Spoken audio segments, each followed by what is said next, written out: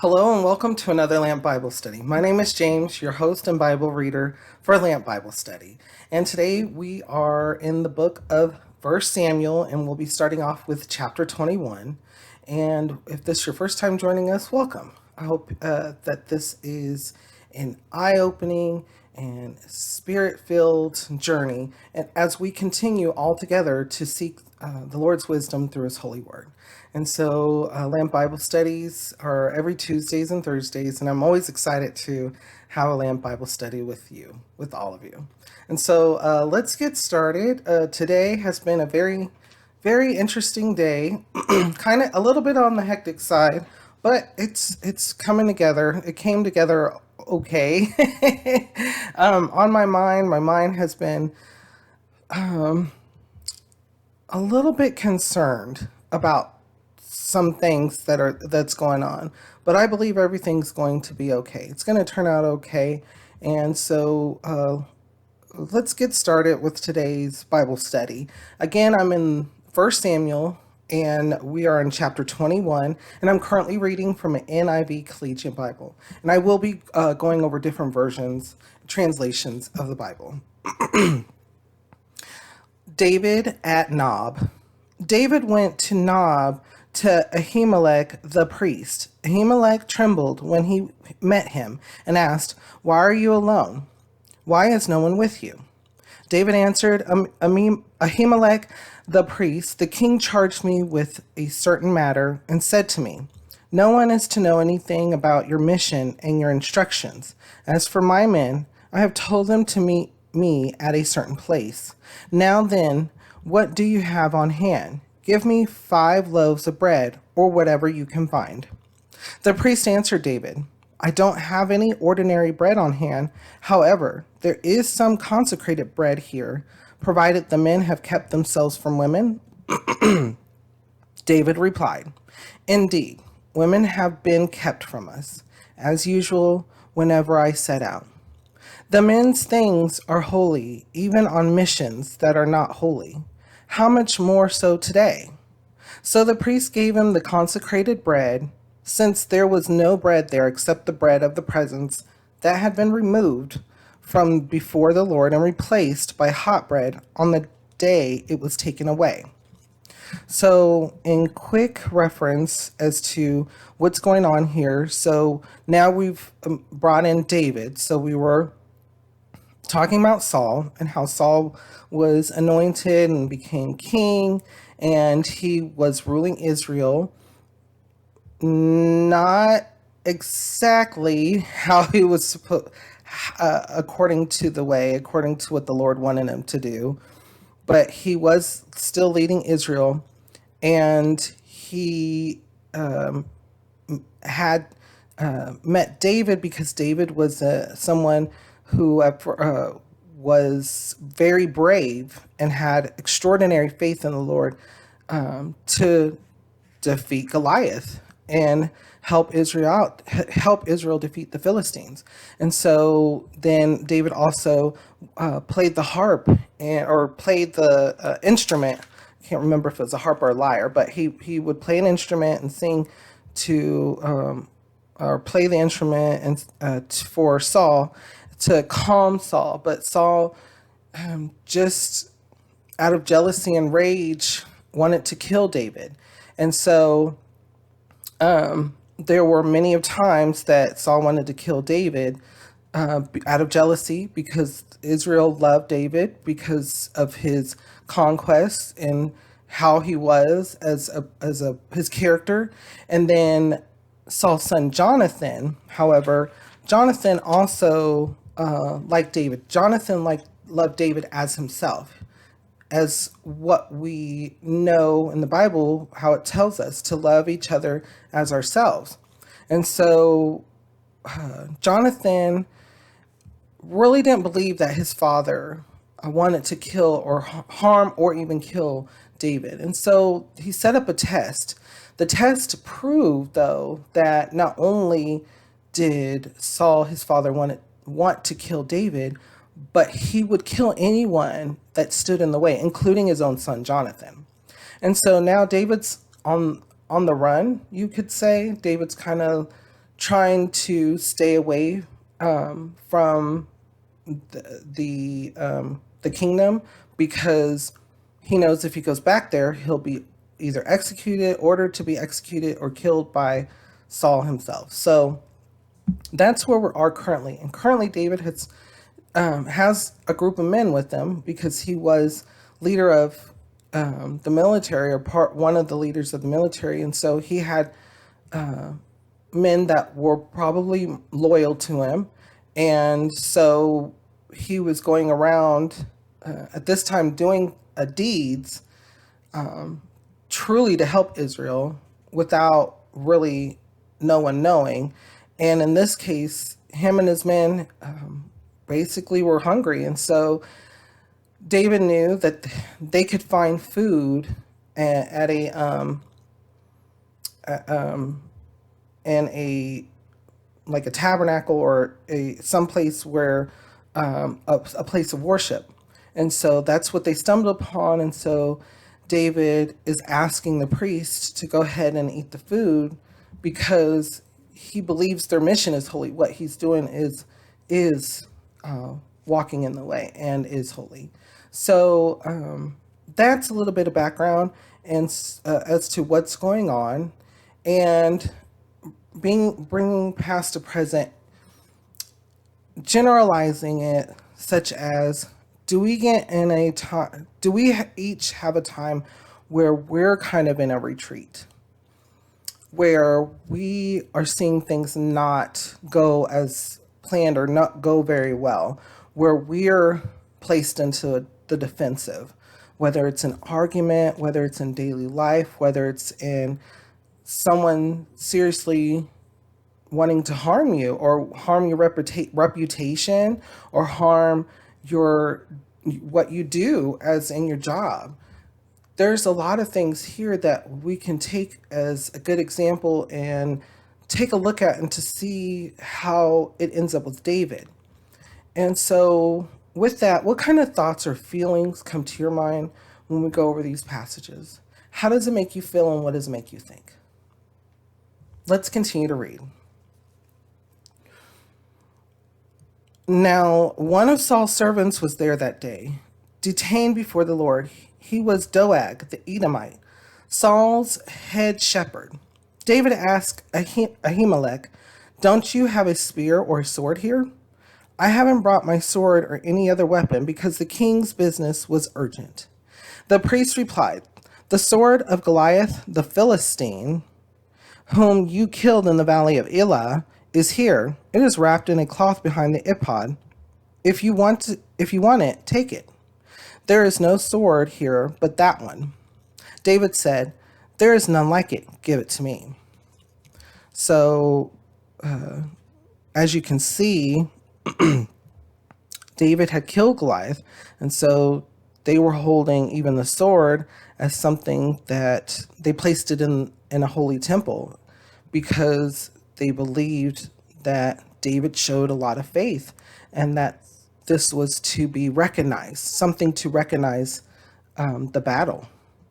And so even though David only used a sling and a stone, they took Goliath's sword and as a representation of the battle. Let's continue to read. David at Gath. That day David fled from Saul and went to Achish, king of Gath. But the servants of Achish said to him, "Isn't this David, the king of the land? Isn't he the one they sing about in their dances?" So Achish, king of Gath, is there, and his people are thinking that David's already the king or the leader of Israel. Saul has slain his thousands, and David his tens of thousands.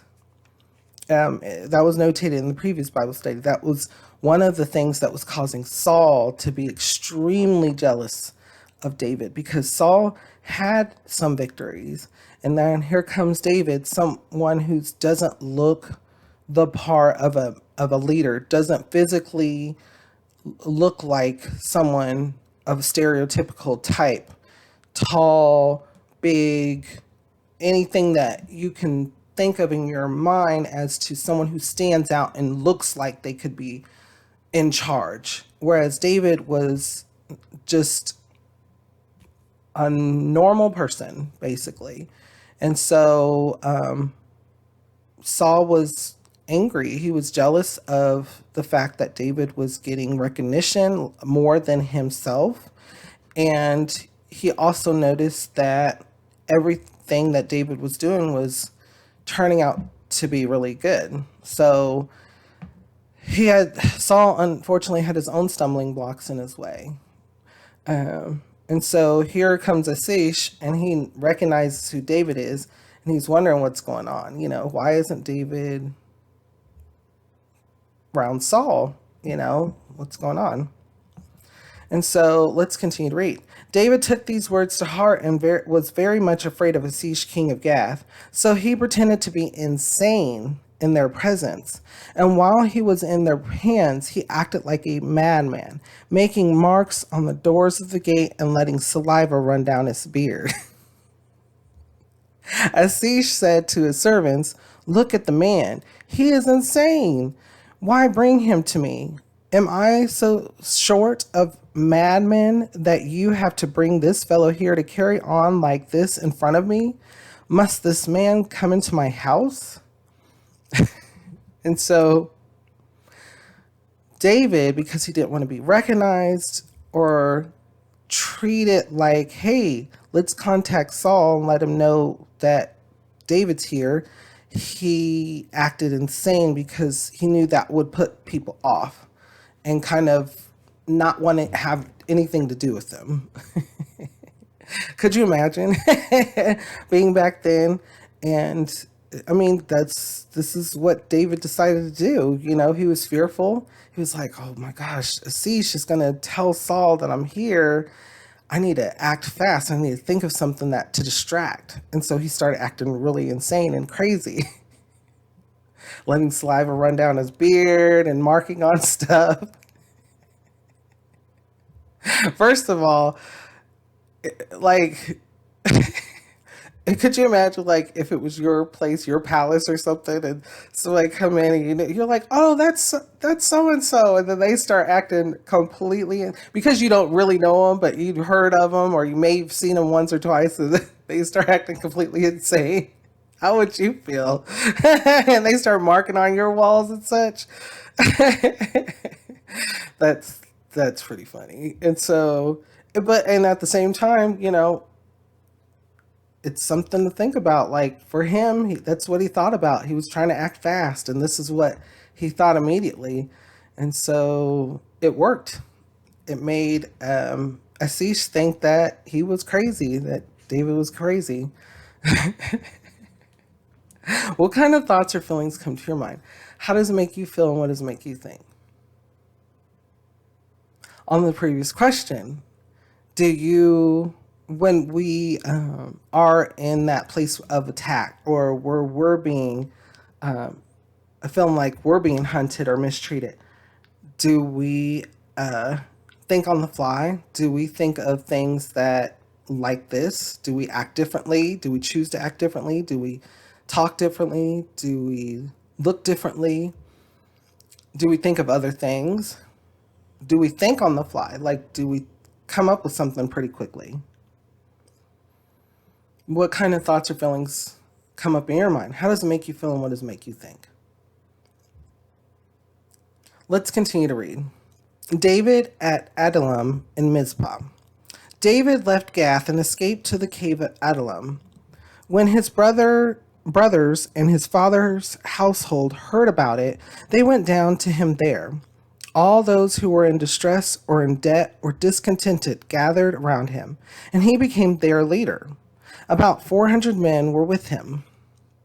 From there, David went to Mizpah in Moab and said to the king of Moab, "Would you let my father and mother come to stay with you until I learn what God will do for me?"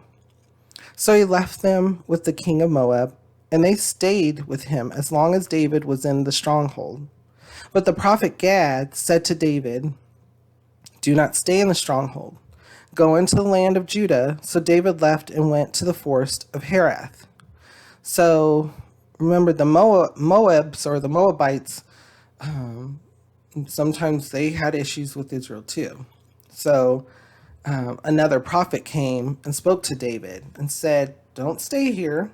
You need to go into the land of Judah.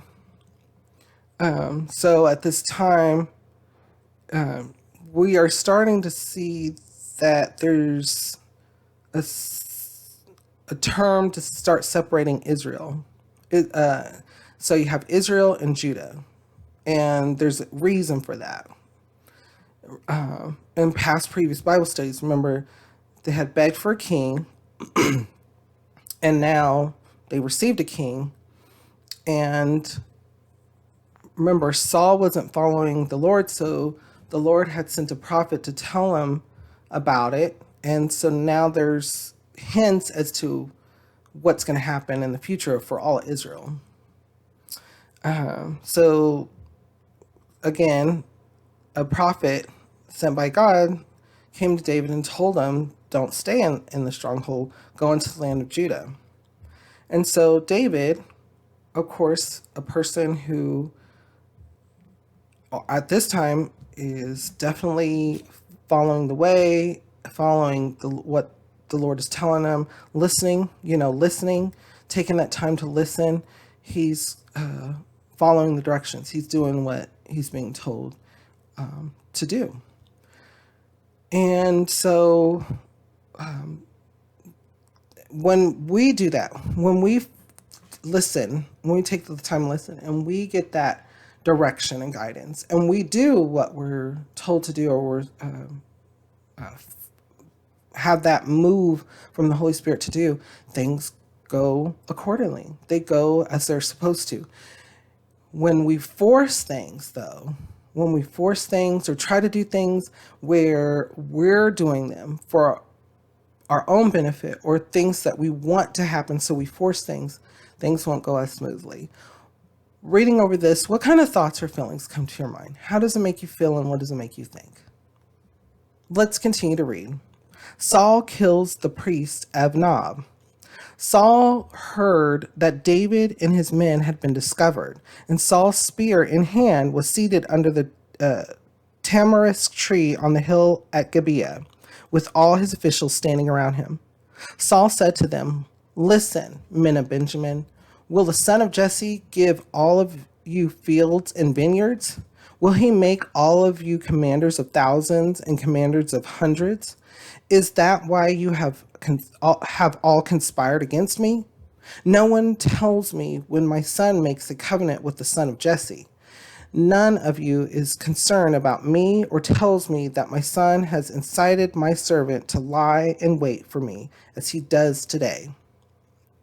So Saul now believes that David is out to usurp him. David's going to kill him as well.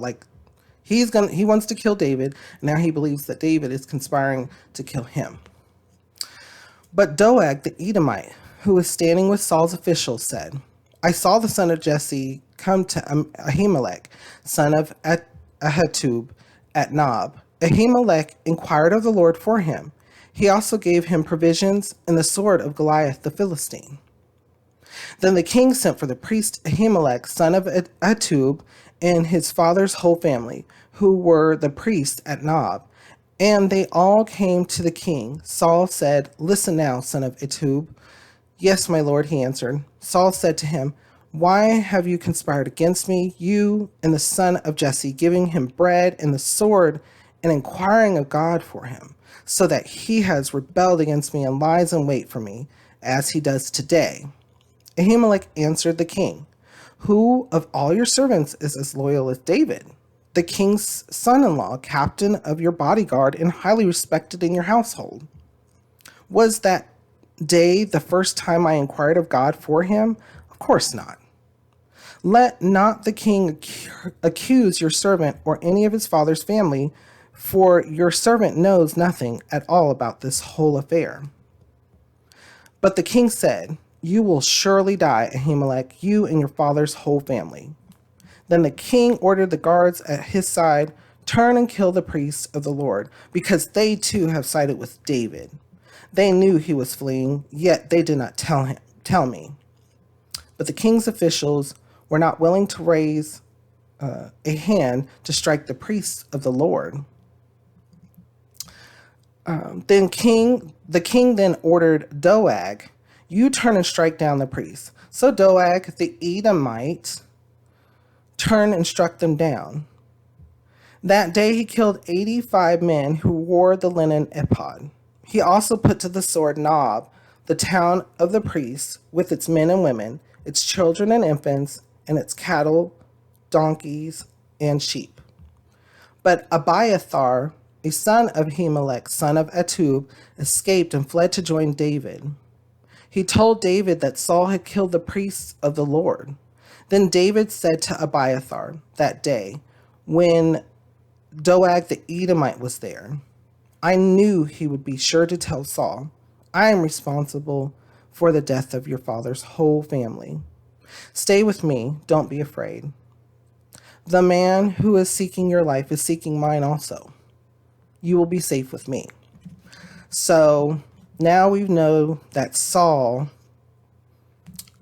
has now went as far as accusing other people of going against him, such as treason or conspiring.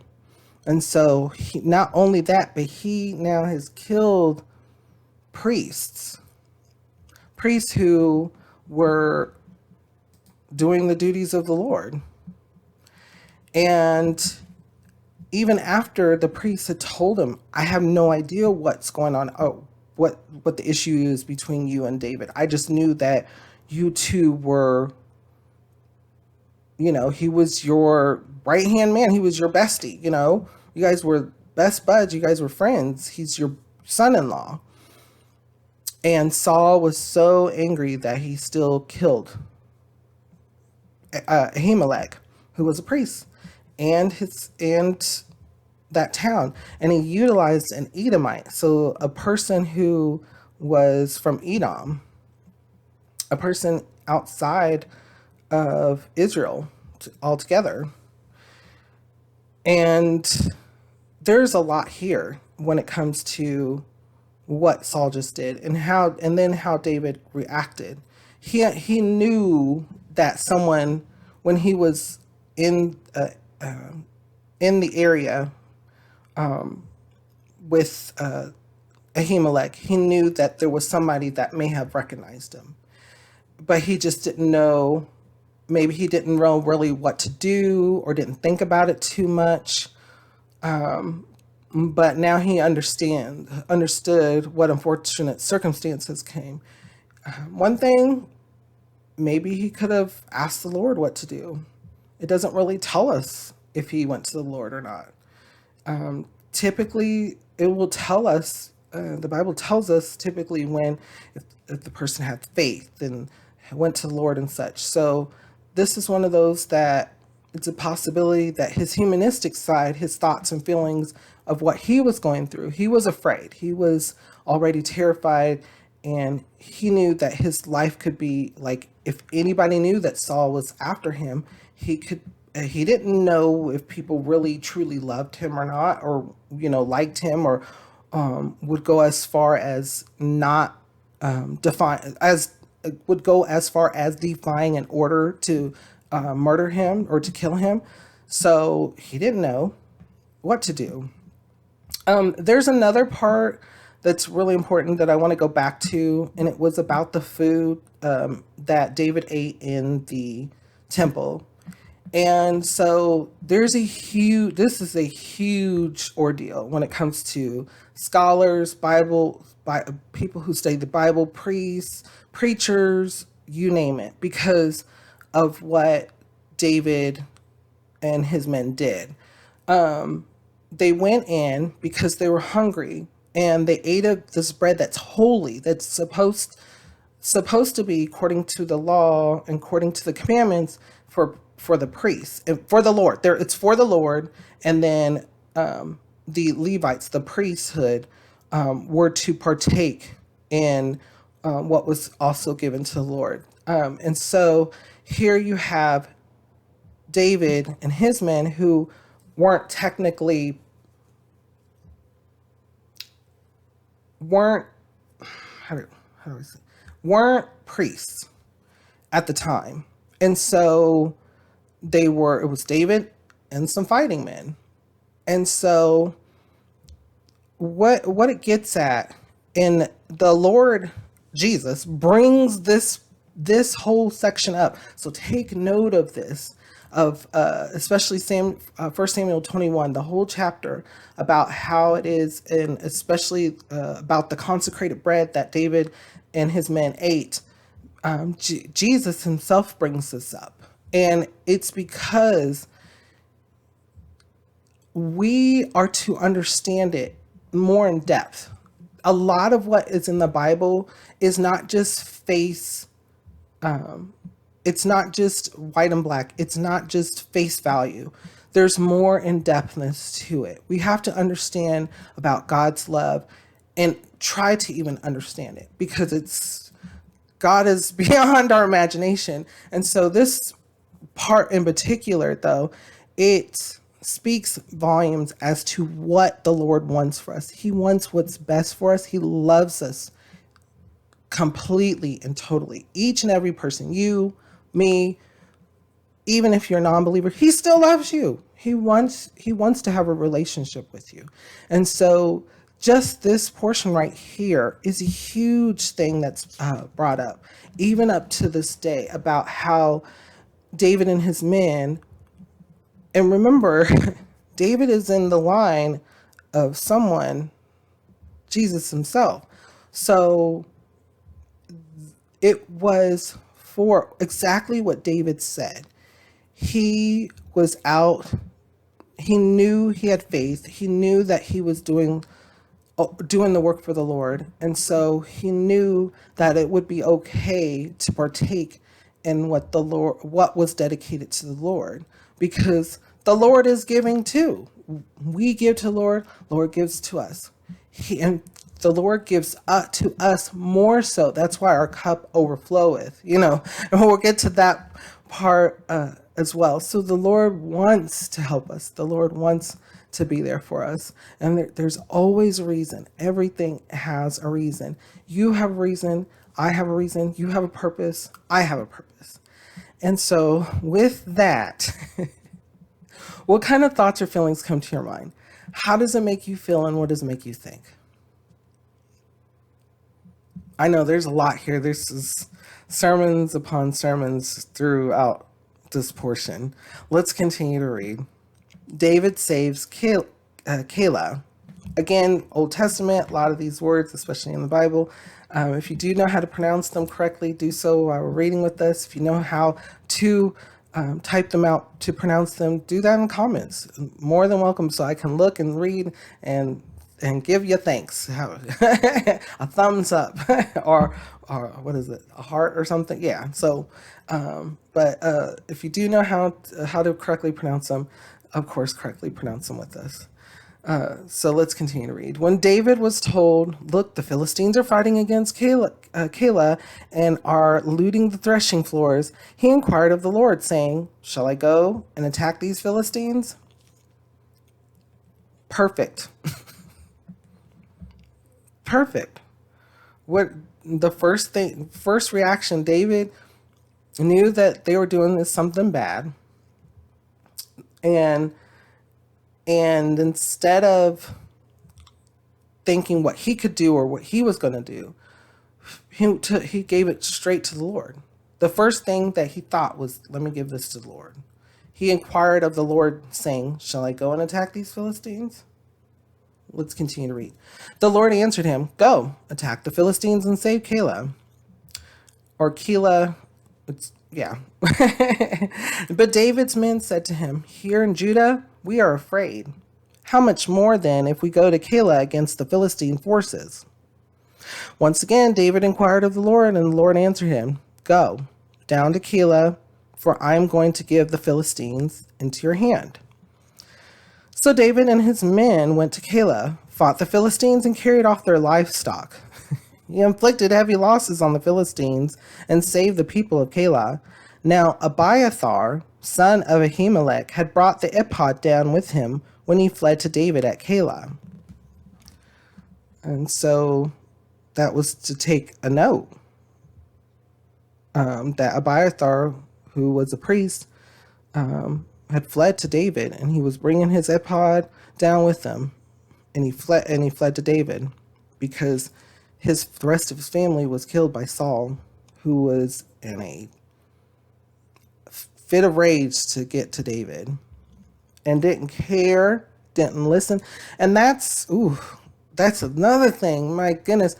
Look, okay, so, and I brought this up the last Bible study. It doesn't matter who it is. Anger can blind people, even people who follow the way, who follow the Lord, who believe in Jesus. And that's why in the Bible it says it's a human thing. It is a human thing.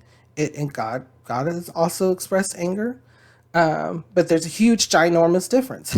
God is holy. We are not. We are human.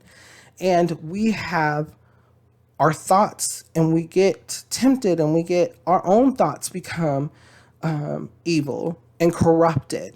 And so instead of thinking correctly or thinking things out, we don't. We want to do something. We want vengeance. We want whatever we're going to do, and we try to uphold it as our own self-righteousness. And so no matter what, and it can show even Saul, who was anointed, here he is trying to kill David, another follower of the Lord. It just goes to show it can happen. Does it happen? Yes. Can it happen? Yes. Is it unfortunate when it does happen? Yes. We always have to bring it to the Lord. And when things like that do happen, we want to encourage whoever is the one that's anger, and for them to give it to the Lord, for them to figure out another way, to give it to the Lord, to receive peace.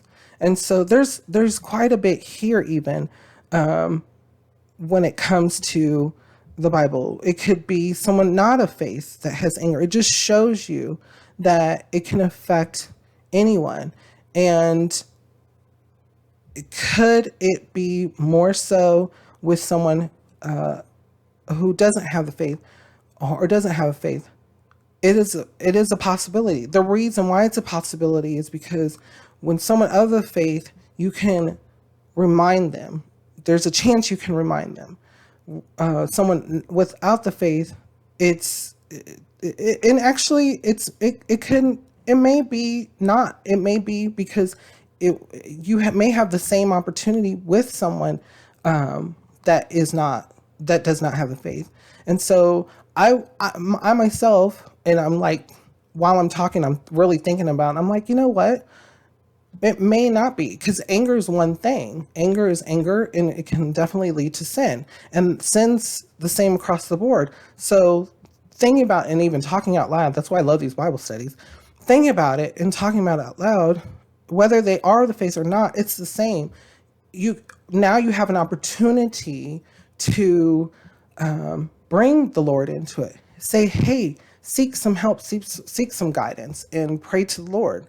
And so I'm correcting myself right now, and that's good. That's good. That's what's needed. That's always. And we are all here. We can all be corrected, in our thinking and our thought process, whether it's from the Holy Spirit or whether it's from the Holy Spirit speaking through someone else. And that's why that's another reason for that saying, where there are two or more, I am here, I am there. That's the Lord saying, because we are confessing to each other. We are confessing to each other our struggles, our issues, our happiness, and we are also confessing to the Lord. Think about it. There's a lot here. What kind of thoughts or feelings come to your mind? How does it make you feel, and what does it make you think? And as always, if you have any comments, questions, concerns, leave them in the comment section. Always. There's on the YouTube page, or even on the Instagram page. They do get read. Let's continue to read. Saul pursues David. Saul was told that David had gone to Keilah, and he said, God has handed him over to me, for David has imprisoned himself by entering a town with gates and bars. And Saul called up all his forces for battle to go down to Keilah to besiege David and his men. When David learned that Saul was plotting against him, he said to Abiathar the priest, bring the ephod. David said, O Lord God of Israel, your servant come to Keilah and destroy the town on account of me. Will the citizens of Keilah surrender me to him? Will Saul come down as your servant has heard? O Lord God of Israel, tell your servant.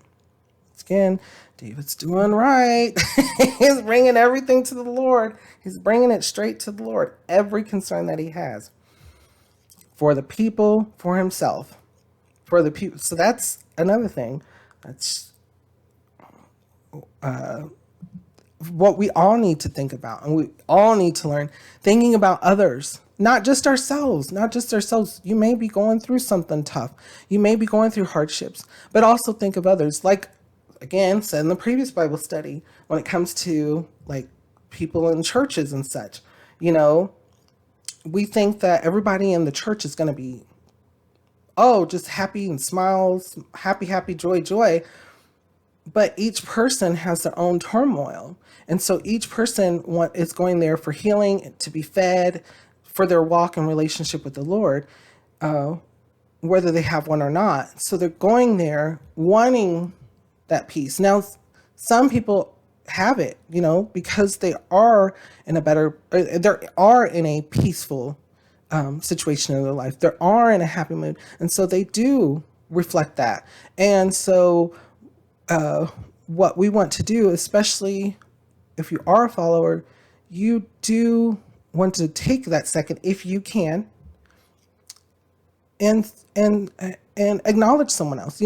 Say hello, say thank you, say good day, etc. Because even those little things, even when you don't want to, can affect somebody so tremendously.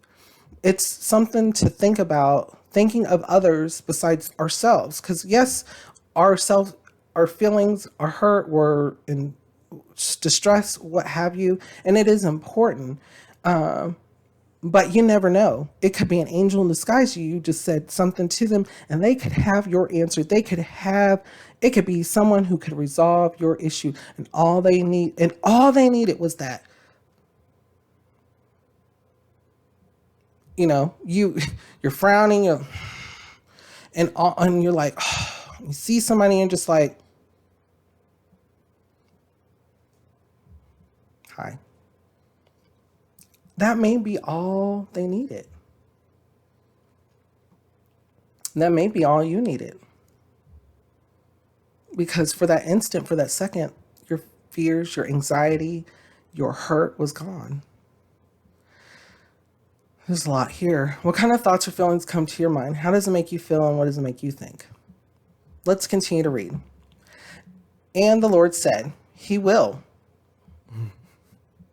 So David just asked, is Saul coming down here and to kill me? And what are these people going to do?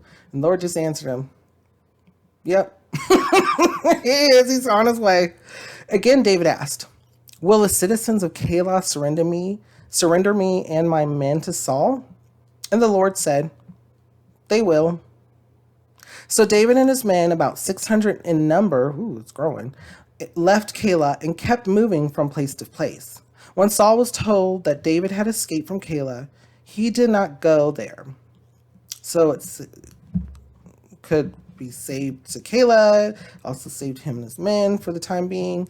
Let's continue to read. David stayed in the desert strongholds and in the hills of the desert of Ziph. Day after day, Saul searched for him, but God did not give David into his hands. While David was at Horesh in the desert of Ziph, he learned that Saul had come out to take his life, and Saul's son Jonathan went to David at Horesh and helped him and find strength in God. Don't be afraid, he said. My father Saul will not lay a hand on you. You will be king over Israel, and I will be second to you. Even my father Saul knows this. The two of them made a covenant before the Lord. Then Jonathan went home, but David remained at Horesh.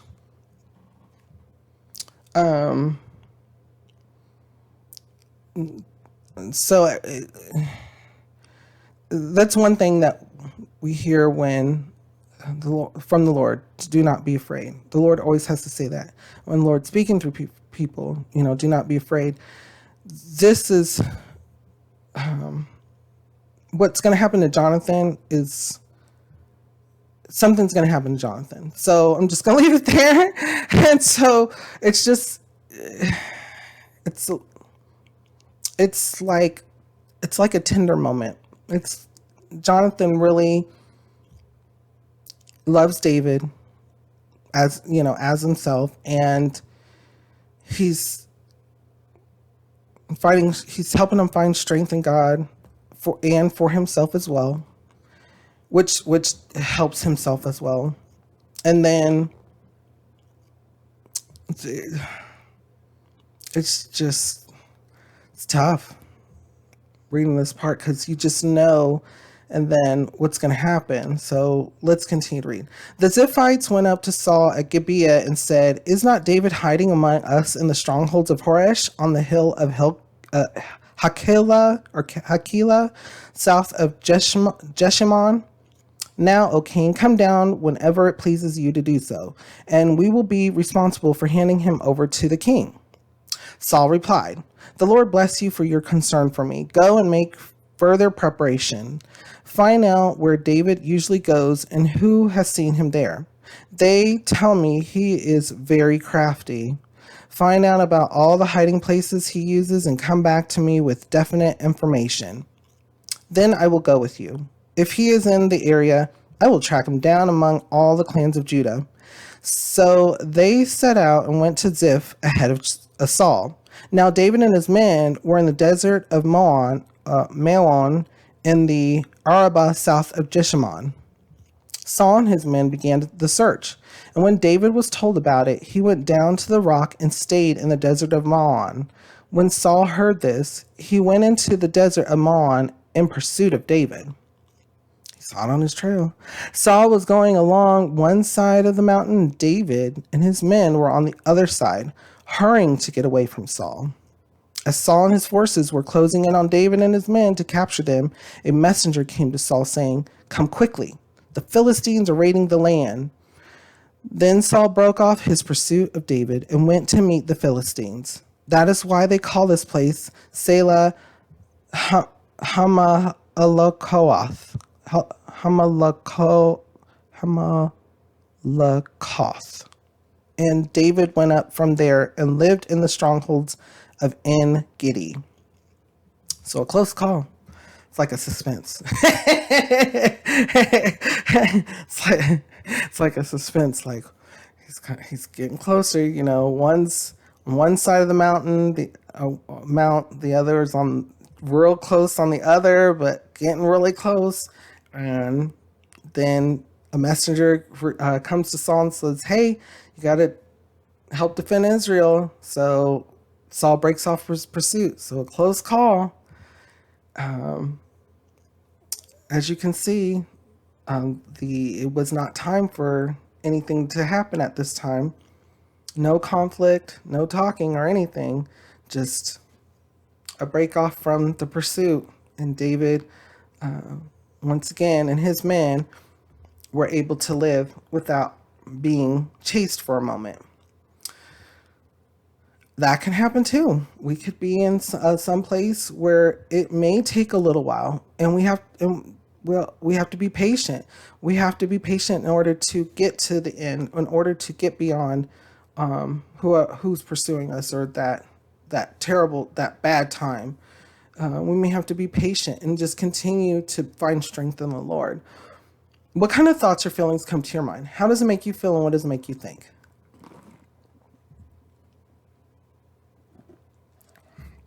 Let's continue to read. David spares Saul's life. After Saul returned from pursuing the Philistines, he was told David is in the desert of En-Gedi. So Saul took 3,000 chosen men from all Israel and set out to look for David and his men near the crags of the wild goats. Saul's not playing. He's taking a lot of people. He came to the sheep pens along the way and a cave was there, and Saul went in to relieve himself. David and his men were far back in the cave. So they were in the same cave. The men said, "This is the day the Lord spoke of when he said to you, I will give your enemy into your hands for you to deal with as you wish." This is David's men telling him, hey, look, this is exactly that. David and all his men were deep into the cave, and they saw that Saul was going in there just to use the restroom. And Saul's, just, he's in hot pursuit of David, but he didn't know that he caught him. He caught up to him. So let's continue to read. Then David crept up unnoticed and cut off a corner of Saul's robe.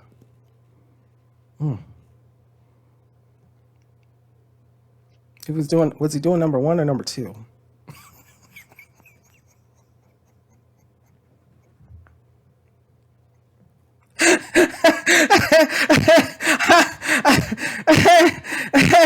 Like,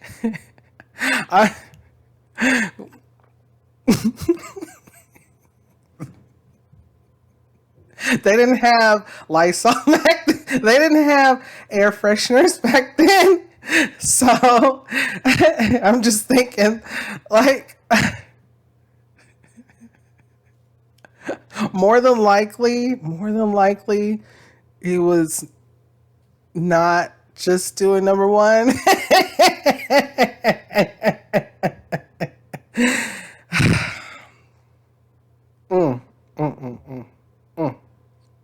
So it's been like, for me,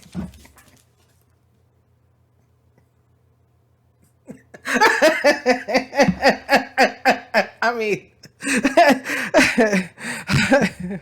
what kind of thoughts, feelings come to your mind? How does it make you feel, and what does it make you think? Let's continue to read. Afterward, David was conscience-stricken for having cut off a corner of his robe.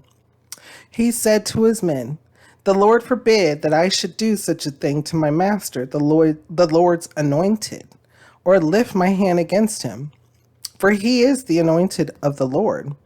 With these words, David rebuked his men and did not allow them to attack Saul. And Saul left the cave and went his way. So it came to David's mind just how important. Yes, Saul was out to kill him, but the Lord had been protecting him.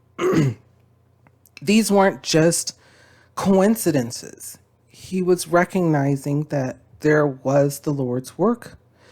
And he also understood the fact that Saul was anointed. Saul was the anointed leader of Israel. And so even though Saul may have been in the wrong by pursuing and wanting to kill David for just out of jealousy and anger, David did not want to return that.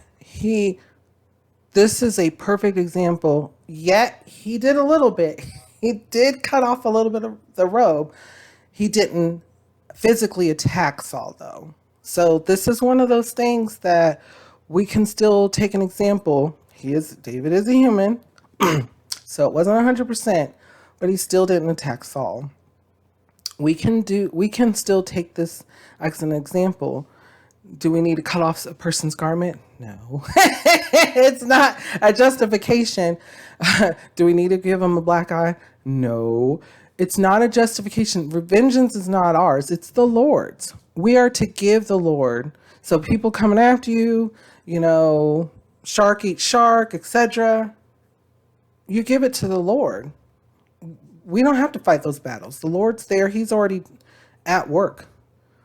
And so this is an example, a perfect example. And then to tell ourselves, then we have to back ourselves away, because I know we think, oh, ooh, I can get them real good. You get some more knowledge, like, oh, well, you hear another coworker or friend or somebody come to you and say, well, that person, they've they've been in trouble before. They're on their, if they get one more strike, they have two now. If they, and you're like, oh, yes, yes, yes, yes, yes.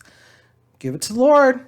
Give it to the Lord. Give it to the Lord. Because you never know. It could already have been in process. Like somebody could already observe. They could be out the door. What have you? Or they could be in full, like that person could be like, look, they could come to you the next moment, be like, I apologize. I don't want it to be this way. I want to help you, I want to help myself.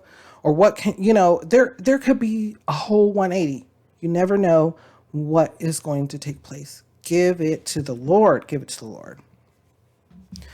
And so, what kind of thoughts or feelings come to your mind? How does it make you feel? And what does it make you think? Let's continue to read. Then David went out of the cave and called out to Saul, my lord, the king. When Saul looked behind him, David bowed down and prostrated himself with his face to the ground. He said to Saul, why do you listen when men say David is bent on harming you? This day you have seen with your own eyes how the Lord delivered you into my hands in the cave. Some urged me to kill you, but I spared you. I said, I will not lift my hand against my master, because he is the Lord's anointed. See, my father, look at this piece of your robe in my hand. I cut off the corner of your robe, but did not kill you.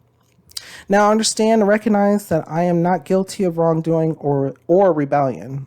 I have not wronged you, but you are hunting me down to take my life.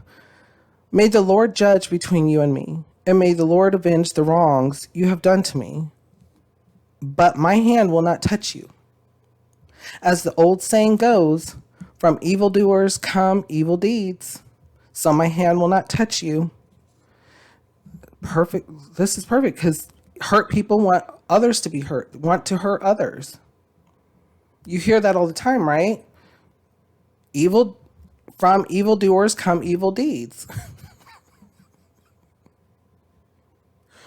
Where do we think a lot of these terms and things come from? They may have a different word, different sprinkling, a rearrangement of the words, but it comes from right here. The wisdom comes from here. Let's continue to read. Against whom has the king of Israel come out? Whom are you pursuing? A dead dog? A flea? May the Lord be your judge. May the Lord be our judge and decide between us. May he consider my cause and uphold it. May he vindicate me by delivering me from your hand. When David finished saying this, Saul asked, is that your voice, David, my son? And he wept aloud. You are more righteous than I, he said. You have treated me well, but I have treated you badly. You have just now told me of the good you did to me. The Lord delivered me into your hands, but you did not kill me. When a man finds his enemy, does he let him get away unharmed? A quick pause. I'm going to reread this again. When a man finds his enemy, does he let him get away unharmed? From past to present. Think about it. When someone wrongs you, do you let that person get away with it? Vengeance is sweet, but it may feel sweet, but it's not. It is hollow. Vengeance is hollow. Give it to the Lord. Let the Lord deal with it. We're too quick to act. We're too quick to act. We do more harm to ourselves. Us acting in vengeance, it actually harms us. It deteriorates our character and our walk with the Lord. Think about those things. What kind of thoughts or feelings come to your mind? How does it make you feel and what does it make you think? Let's continue to read. May the Lord reward you well for the way you treated me today. I know that you will surely be king and that the kingdom of Israel will be established in your hands. Now swear to me by the Lord that you will not cut off my descendants or wipe out my name from my father's family. So Saul is recognizing that David is eventually going to become the leader. He doesn't know how, but he understood now that David was not conspiring against him. But did Saul understand? Was he being truthful? Let's continue to read. So David gave his oath to Saul. Then Saul returned home. But David and his men went up to the stronghold. So Saul leaves. But is he done with pursuing David? Let's continue to read. David, Nabal, and Abigail. Now Samuel died, and all Israel assembled and mourned for him. And they buried him at his home in Ramah. Samuel was the priest that originally anointed Saul. So now Samuel has passed. Then David moved down into the desert of Moab. A certain man in Moab who had property there at Carmel was very wealthy. He had 1,000 goats and 3,000 sheep, which he was shearing in Carmel. His name was Nabal, and his wife's name was Abigail. She was an intelligent and beautiful woman, but her husband, a Celebite, was surely and mean in his dealings. This reminds me of somebody I know very well.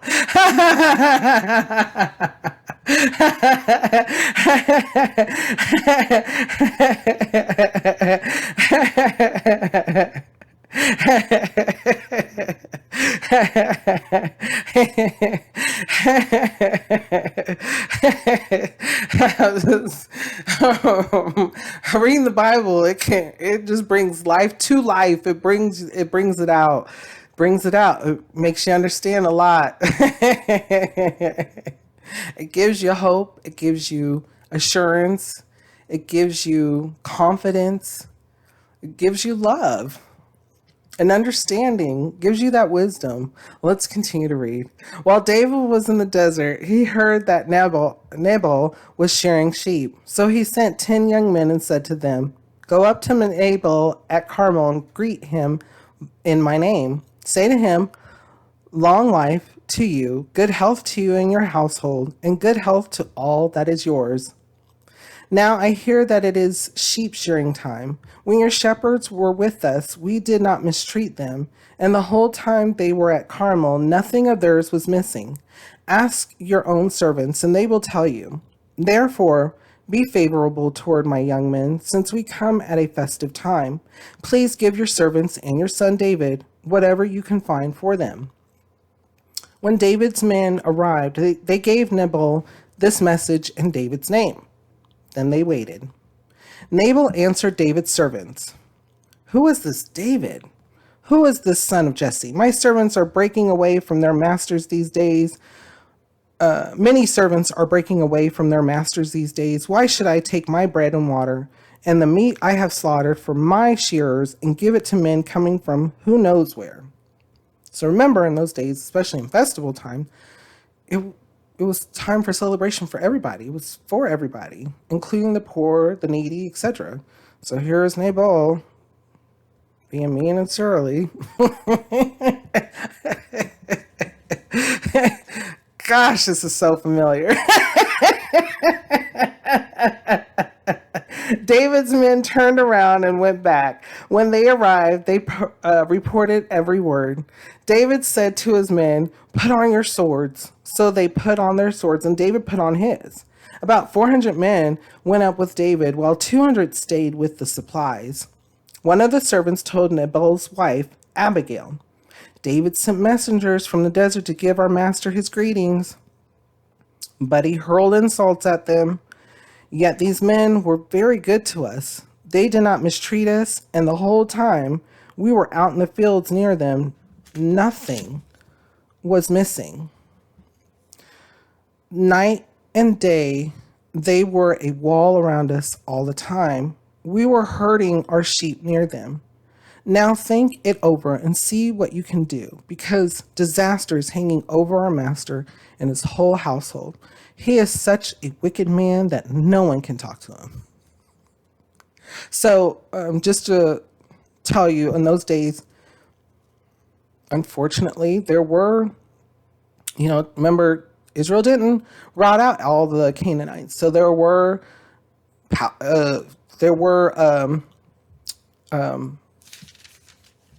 there were still Philistines and other other which all other like Edomites and all the ites, and so and occasionally they would attack or they would steal, from just people, just, shepherding their sheep and such. So having a group of people who were around to protect, an army, a small army or, what have you, they were safe. They were protected without the need of, they didn't hire them. They didn't hire David and his men. So that was a good thing. It was helpful to them. And so now the herdsmen were telling his wife, hey, we were your stuff got protected and we didn't get mistreated. And maybe they were even sharing food and such at the time. Let's continue to read. Abigail lost no time. She took 200 loaves of bread, 2 skins of wine, 5 dressed sheep, 5 seahs of roasted grain, 100 cakes of raisins, and 200 cakes of pressed figs, and loaded them on donkeys. Then she told her servants, go on ahead, I'll follow you. But she did not tell her husband Nabal. So here she is. So they're definitely not a poor couple. They have everything they need and more. And so here she is, she's doing something. So let's continue to read and see what. As she came riding her donkey into the mountain ravine, there were David and his men descending toward her, and she met them. David had just said, it's been useless, all my watching over this fellow's property in the desert, so that nothing of his was missing. He has paid me back evil for good. May God deal with David, be it ever so severely, if by morning I leave alive one male of all who belong to him. So David was not happy. When Abigail saw David, she quickly got off her donkey and bowed down before David with her face to the ground. Interesting. What did David do to Saul? And now here's Abigail doing something similar. It's to deal with that anger. She fell at his feet and said, my lord, let the blame be on me alone. Please let your servant speak to you. Hear what your servant has to say. May my lord pay no attention to that wicked man Nabal. He is just like his name. His name is Fool, and folly goes with him. But as for me, your servant, I did not see the men my master sent. So here she is. She's someone who I believe has some strong faith, and she knew exactly what to do because she knew that there was a possibility that her and her family and even her husband were at risk now. And she knew that her husband was mean and surly, but she went ahead and did what she needed to do to save all of them, putting others before yourself. That's a prime example over and over again, what we're getting at. Let's continue to read. Now, since the Lord has kept you, my master, from bloodshed and from avenging yourself with your own hands, which David was potentially getting ready to do, right? As surely as the Lord lives and as you live, may your enemies and all who intend to harm my master be like Nabal. And let this gift, which your servant has brought to my master, be given to the men who follow you. Please forgive your servant's offense, for the Lord will certainly make a lasting dynasty for my master, because he fights the Lord's battles. Let no wrongdoing be found in you as long as you live. Even though someone is pursuing you to take your life, the life of my master will be bound securely in the bundle of the living by the Lord your God. But the lives of your enemies he will hurl away as from the pocket of a sling. Wow, she's giving it to him. She's giving it to him. She is telling him. She is, wow. She is even utilizing what David had done. You know, it will hurl away his enemies as from a pocket of a sling. Like, just amazing. Amazing. Definitely utilizing faith and definitely talking in the spirit. When the Lord has done for my master every good thing he promised concerning him, and has appointed him leader over Israel, my master will not have on his conscience the staggering burden of needless bloodshed or of having avenged himself. And when the Lord has brought my master success, remember your servant. This is all like she's giving him prophecy. She's giving him word for word. Oh my, it's amazing. It's amazing. And it's love and it's comfort. And she's speaking out of the spirit, man. She's speaking. What kind of thoughts or feelings come to your mind? How does it make you feel? And what does it make you think? Let's continue to read. David said to Abigail, "Praise be to the Lord, the God of Israel, who has sent you today to meet me. May you be blessed for your good judgment and for keeping me from bloodshed this day and from avenging myself with my own hands. Otherwise, as surely as the Lord, the God of Israel lives, who has kept me from harming you, if you had not come quickly to meet me, not one male belonging to Nabal would have been left alive by daybreak." Things that even the things that you think are very, very little, a hi, hello, a nod, a smile, can change someone's day, can change your day completely. Then David accepted from her hand what she had brought him and said, go home in peace. I have heard your words and granted your request." When Abigail went to Nabal, he was in the house holding a banquet like that of a king. He was in high spirits and very drunk. So she told him nothing until daybreak. Then in the morning, when Nabal was sober, his wife told him all these things, and his heart failed him, and he became like a stone. About 10 days later, the Lord struck Nabal, and he died. Lord fights your battles. Nabal knew he was in the wrong. He didn't want to go to the Lord. He didn't go to the Lord. I was patient with him. He was like, okay.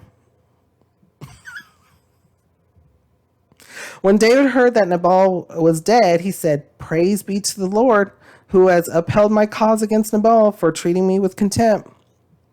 He has kept his servant from doing wrong and has brought Nabal's wrongdoing down on his own head." And exactly, when past to present, don't go. It's okay to be angry, but don't get your revenge. Don't take action. Give it to the Lord. Give it to the Lord. Give it to the Lord. Because the Lord fights your battles.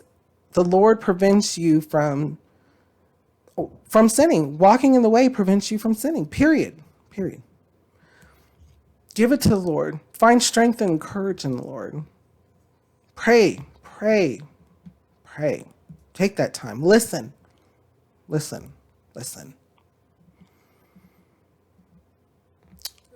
What kind of thoughts or feelings come to your mind? How does it make you feel, and what does it make you think? Almost finished. Let's continue to read. Then David sent word to Abigail, and Abigail asking her to become his wife. His servants went to Carmel and said to Abigail, "David has sent us to you to take you to become his wife." She bowed down with her face to the ground and said, "Here is your maidservant, ready to serve you and wash the feet of my master's servants." Abigail quickly got on a donkey and, attended by her 5 maids, went with David's messengers and became his wife. David had also married Ahinoam of Jezreel, and they both were his wives. Talked about this before. We're going to talk about it again. David also married. But Saul had given his daughter Michal, David's wife, to Paltiel, son of Lahish, who was from Galem. So Michal was still technically David's wife, and then David also now has two other wives, and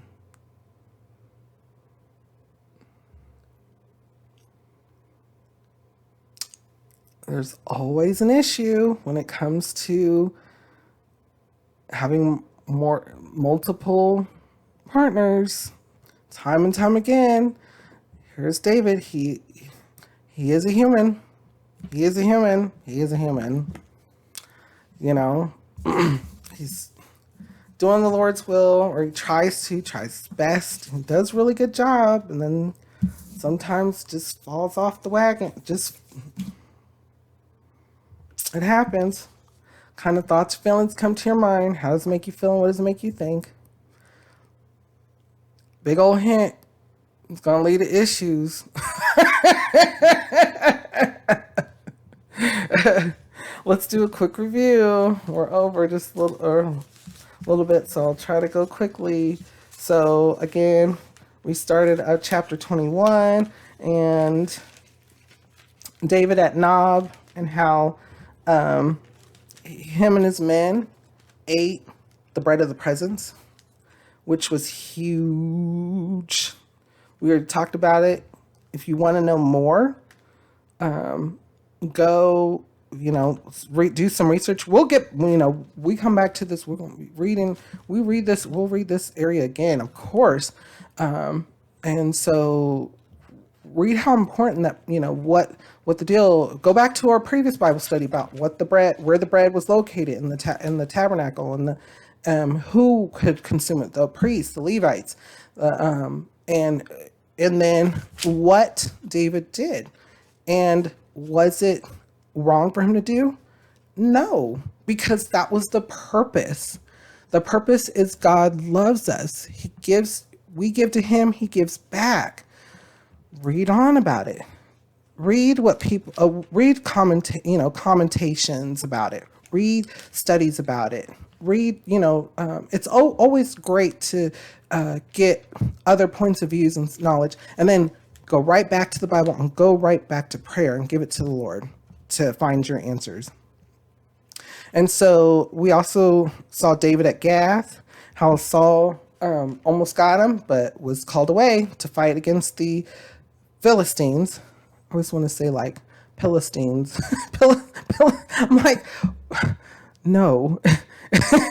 There was the Edomites, the Philistines, and the Moabites, and all the ites. The only ones that wasn't the ites, Jebusites, and there's a list. And I always look at the word and I'm just like, ugh. And then you have David at Adalum and Mizpah. So David left Gath and went to Adalum and Mizpah and around the strongholds, and Saul was still going after him, to the point where Saul kills the priest of Nob, because Saul believed that the priest Ahimelech was also supporting David and conspired against him, Saul. And so Saul had an Edomite kill those priests, and then they killed the rest of the town. But his son Abiathar was able to escape and fled to David.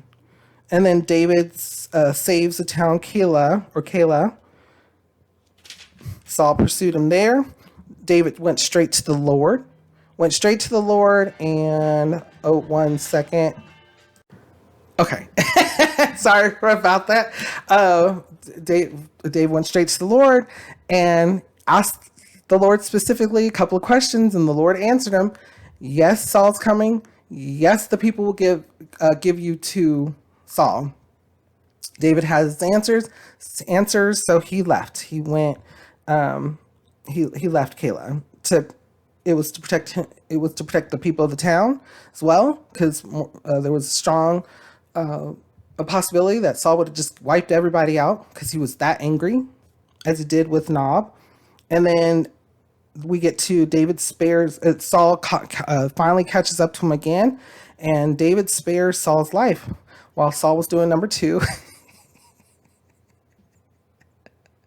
David cut a piece of cloth and then utilized that afterwards, as Saul was leaving, and said, "Hey, I was this close. I was this close, but I didn't. I even rebuked my men because you are the anointed. You are the leader of Israel, and I don't want to do. I'm not here to harm you. We're here to do what the Lord has for us. And so may God deal with you. May God deal with us. And we don't fight our battles. The Lord does." And so David at Nabal with Abigail, David had and his men had watched over this very wealthy man's, this very wealthy, mean and surly man is his property. And his servants went back and his men, some of his men went to ask Nabal if they could partake in the festival that was going on, and Nabal had nothing to do with David or his men, and he didn't care that they had protected his property. And so his wife Abigail found out about it, and she immediately took what she could and took it to David and told him, hey, forgive this, what happened. Blame, I'm to blame. Blame me if you're angry. And she took it upon herself, and she had that confidence. She knew what she needed to do, and she did it. And that she wasn't just thinking of herself. She was thinking of others. She was thinking of her mean and surly husband. She was thinking of the servants that were serving them, making sure that there was a possibility to save everyone's life and not to dirty up other people's hands. And that's what happened. And so she was spared, and her husband was spared, and everything was gravy. And she even helped David, because remember, David was angry. He was angry and he wanted vengeance himself. He even said that, "As God is my witness," he was proclaiming it to the Lord what he was going to do, not necessarily giving it to the Lord. So she ended up helping his David out. Oh, there's a lot here. What kind of thoughts or feelings come to your mind about all of this? How does it make you feel, and what does it make you think? Thank you once again for joining me in another Lamp Bible study. Very much enjoyable. I hope you got information out of it. I hope the Holy Spirit talked to you, that you were able to feel something, get something, pray about it, meditate about it, give it to the Lord, questions and feelings and such. And I hope and pray that we continue to seek God's wisdom together in his holy word. Please continue to pray for me. I will always continue to pray for you. And I thank you very much again for joining me in another Lamp Bible study. These Bible studies come out every Tuesdays and Thursdays on the YouTube channel. There's also an Instagram page. Feel free and welcome to leave comments, questions, concerns. There's actually an email address on the YouTube page under the contacts where you can send any requests, any questions that you have, concerns, prayer requests, even what have you. Giving thanks to the Lord. Give thanks to the Lord every day. I definitely want to give thanks to the Lord. I always feel like I am here, Lord. I'm present, Lord, and I humble myself before you, and I give thanks to you every day because I love you. I love you, and He loves you. He loves me. He loves us all. So with all of that, we will continue in Samuel on our next Lamp Bible study. As always, have a blessed morning, a blessed day, a blessed afternoon, a blessed evening, a blessed night. God bless.